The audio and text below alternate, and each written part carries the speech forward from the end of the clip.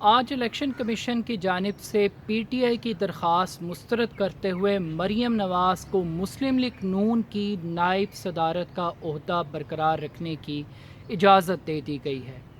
Election commission کے مطابق party کی نائب صدارت کا عہدہ بے اختیار ہے، اس کے پاس انتظامی طور پر کوئی اختیار موجود نہیں ہے، اس لیے مریم نواز یہ عہدہ رکھ سکتی ہیں۔ تاہم مریم نواز پارٹی کی قائم مقام صدر یا باقاعدہ طور پہ صدر نہیں رہ سکتی، یہ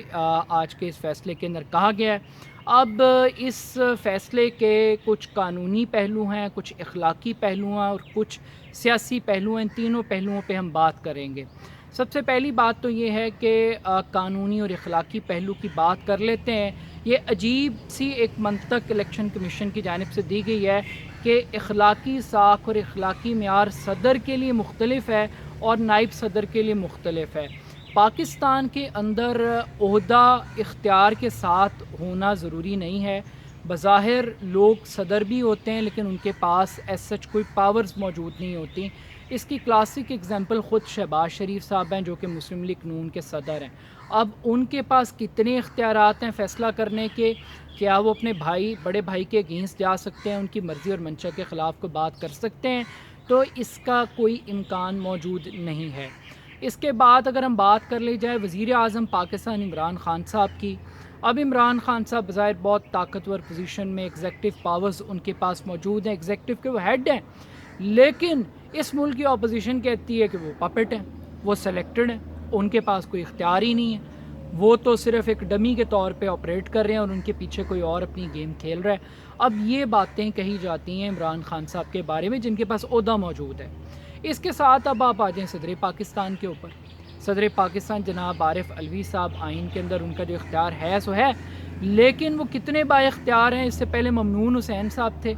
وہ کتنے با اختیار صدر تھے؟ بظاہر ان کے پاس ایک عہدہ موجود تھا، لیکن پریکٹیکل یہ بتاتا ہے کہ پاکستان کے اندر عہدے پہ بیٹھا ہوا شخص با اختیار نہیں ہوتا، بعض اوقات اس سے بڑا لاچار اور بے بس بھی کوئی نہیں ہوتا، جو پوزیشنز میں نے آپ کو بتائی ہیں۔ اب جب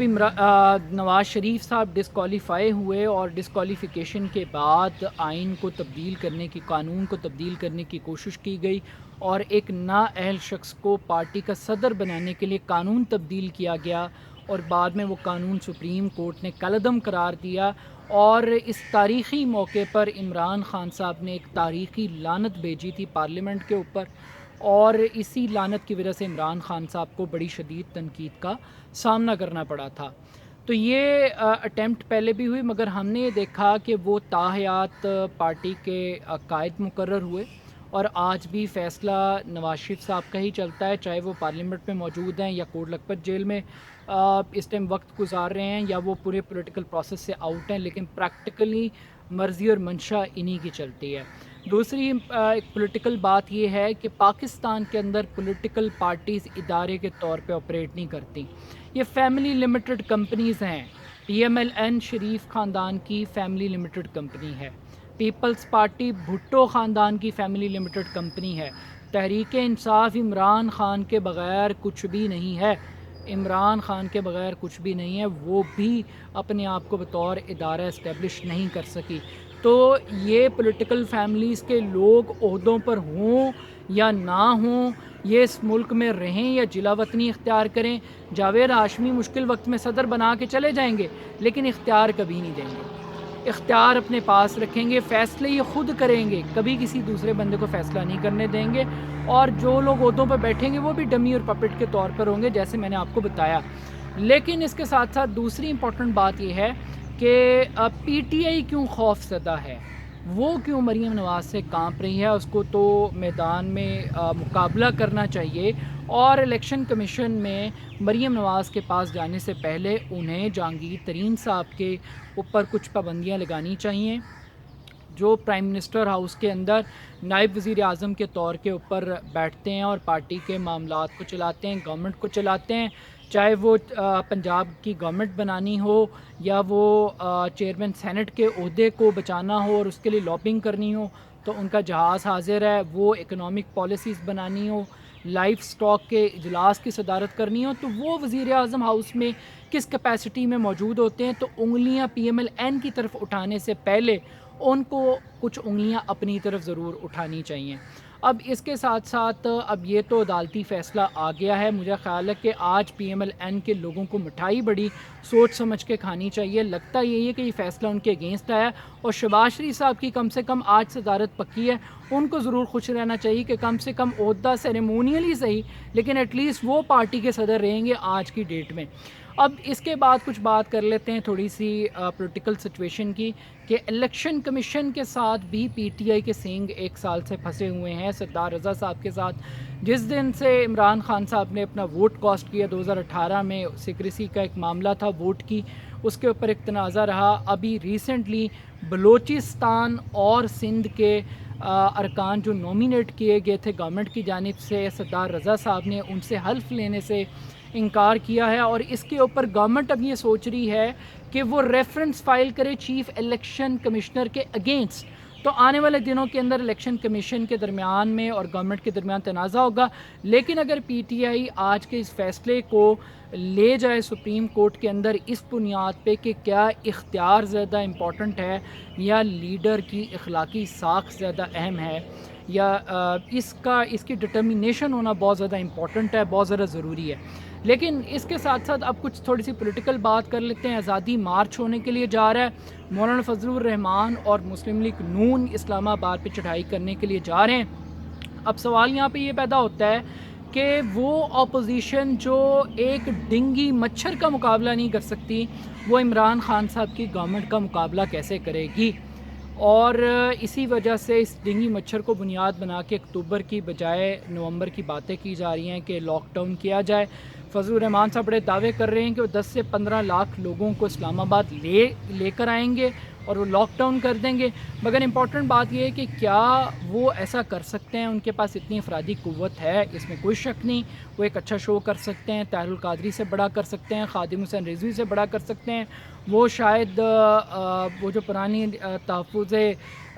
نظام مصطفیٰ کی تحریکوں کو کاپی کرنے کے چکر میں ہیں، یا شاید پی این اے کی کوئی موومنٹ کا ماحول بنانے کی یہاں پہ کوشش کی جا رہی ہے۔ مگر سب سے امپورٹنٹ بات یہ ہے کہ اس تحریک کے مقاصد کیا ہیں؟ کیا احتساب کے عمل سے بھاگنا ہے؟ کیا محض صرف حکومت کو گھر بھیجنا ہے؟ بغض عمران کے اندر یہ ساری کارروائی کی جا رہی ہے، یا اس کا تعلق مہنگائی کے ساتھ ہے، بیڈ گورننس کے ساتھ ہے؟ تو یہ پرسیپشن یہی ہے کہ یہ ذاتی مقاصد کے لیے آ رہے ہیں، چونکہ فضل الرحمان صاحب کے اس سسٹم میں سٹیکس موجود نہیں ہیں، اور میاں صاحب اور ان کی بیٹی جیل میں موجود ہے، اور ان کو یہ لگ رہا ہے کہ سسٹم کو نہیں چلنا چاہیے، تو اس وجہ سے یہ باتیں کر رہے ہیں۔ مگر امپورٹنٹ بات یہ ہے کہ کیا ان کو اس پی ٹی آئی کی طرح وہ کوریج میڈیا دے گا؟ کیا ان کو وزیرائی ملے گی؟ کیا وہ ہوم ورک اپوزیشن نے کر لی ہے اسلام آباد جانے سے پہلے؟ جو آپ عمران خان پہ لاکھ تنقید کریں، کچھ لوگ کہتے ہیں کہ عمران خان صاحب کے ساتھ وہی ہو رہا ہے جو انہوں نے ماضی میں پی ایم ایل این کی گورنمنٹ کے ساتھ کیا تھا، مگر میں تھوڑا سا اختلاف کرتا ہوں۔ اگر دھاندلی کی بات کی جائے تو عمران خان صاحب نے تمام قانونی آپشنز کو سب سے پہلے ایکسپلور کیا، سسٹم کو موقع دیا کہ وہ دھاندلی کی تحقیقات کرے، لیکن جب وہ تحقیقات نہیں ہو سکیں، 4 حلقے کھولنے کا مطالبہ تھا، جب پہلا 126 دن کا دھرنا دیا گیا تو وہ جب بھی سیدھی انگلیوں سے نہیں نکلا تو پھر وہ سڑکوں پہ نکلے، اور جب وہ حلقے کھلے تو ہم نے دیکھا سعد رفیق ڈسکوالیفائی ہوئے، ایاز صادق صاحب ڈسکوالیفائی ہوئے، لودھرا سے ڈسکوالیفیکیشن سامنے آئی، تو یہ سب کچھ ہماری آنکھوں کے سامنے ہوا، تو اٹ میک سینس کہ عمران خان صاحب جو بات کر رہے تھے دھاندلی کی، اس میں کچھ دم تھا۔ پھر اس کے بعد ہم نے یہ دیکھا کہ پینما پیپرز آئے، عمران خان صاحب نے اگین ایک لیگل فائٹ لڑی، لیکن جب سسٹم نے ان کو راستہ نہیں دیا قانونی طور پہ احتساب کا، تو پھر وہ سڑکوں پہ نکلے۔ انہوں نے پارلیمنٹ کے فلور کو بھی ایکسپلور کیا اور نواز شریف صاحب سے کوشش کی کہ کسی طریقے سے اپنی کلیریفیکیشن دیں، مگر ایسا نہیں ہوا، اور اس کے بعد وہ نکلے۔ لیکن کیا فضل الرحمان صاحب کے پاس کوئی ایسی اخلاقی پوزیشن ہے؟ کیا پی ایم ایل این کے پاس کوئی ایسا اخلاقی مورل سٹینڈرڈ ہے جس کی بنیاد پہ وہ تحریک چلائیں گے؟ لیکن ایک پارٹی بڑی سیانی نکلی ہے، وہ ہے پیپلز پارٹی، اور بلاول بھٹو زرداری، ان کو تو یہ پتہ ہے کہ شریف خاندان پتہ نہیں دیر تک چلے گا نہیں چلے گا، ڈیل کر لے گا اور بھاگ جائے گا جدہ، اور ہم بیچ میں رہ جائیں گے۔ تو انہوں نے چونکہ سسٹم میں ان کے سٹیک ہیں، ایک صوبے میں ان کی گورنمنٹ ہے، تو انہوں نے ڈیل کرنے کی کوشش کی ہے، اور سمجھداری کا مظاہرہ کیا کہ وہ فضل الرحمان صاحب کے پیچھے نہیں لگے اور انہوں نے ایک اخلاقی حمایت کی حد تک ہی معاملے کو رکھا ہے۔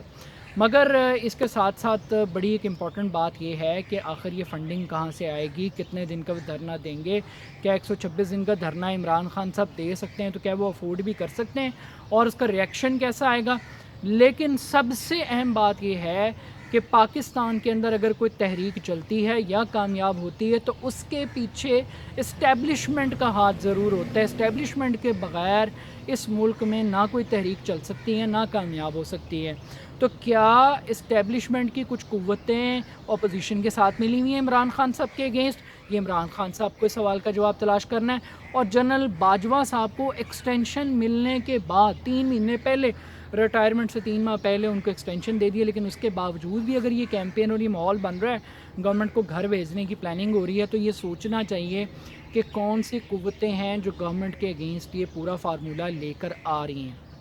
لیکن اس سب میں امپورٹنٹ بات یہ ہے کہ سیاست ضرور کریں لیکن مذہب کا نام استعمال نہ کریں، مذہب کی بنیاد پہ کسی کے عقیدے کو کسی کے اخلاقی کریکٹر کے اوپر کوسچن نہ اٹھائیں، اپنی پولیٹیکل بات کریں، اپنے ایشو ضرور لائیں، ایجنڈا لائیں، عمران خان صاحب کو کرٹیسائز کریں، لیکن عمران خان صاحب کے لیے سب سے امپورٹنٹ بات یہ ہے کہ ان کی گورنمنٹ کو کسی سے کوئی خطرہ نہیں ہے۔ اگر کوئی خطرہ ہے تو ان کی اپنی کارکردگی سے ہے، ان کی بیڈ گورننس سے ہے، ان کی ملک نہیں چل رہا، مسائل بہت زیادہ ہیں، تو خان صاحب اپنی گورنمنٹ کو درست کر لیں۔ یہ معاشی طور پہ بے روزگاری اپنے عروج پہ ہے، معاملات نہیں چل رہے، ایک ڈنگی مچھر آپ سے کنٹرول نہیں ہو رہا، آپ نے پورے ملک کو کیا کنٹرول کرنا ہے، گندگی کے ڈھیر کراچی میں نہیں اسلام آباد کے اندر بھی لگے ہوئے ہیں۔ تو برائے مہربانی اپنے گھر کو درست کر لیں، اپنی گورننس کو درست کر لیں، اگر آپ چاہتے ہیں کہ آپ اس ملک میں گورن کریں۔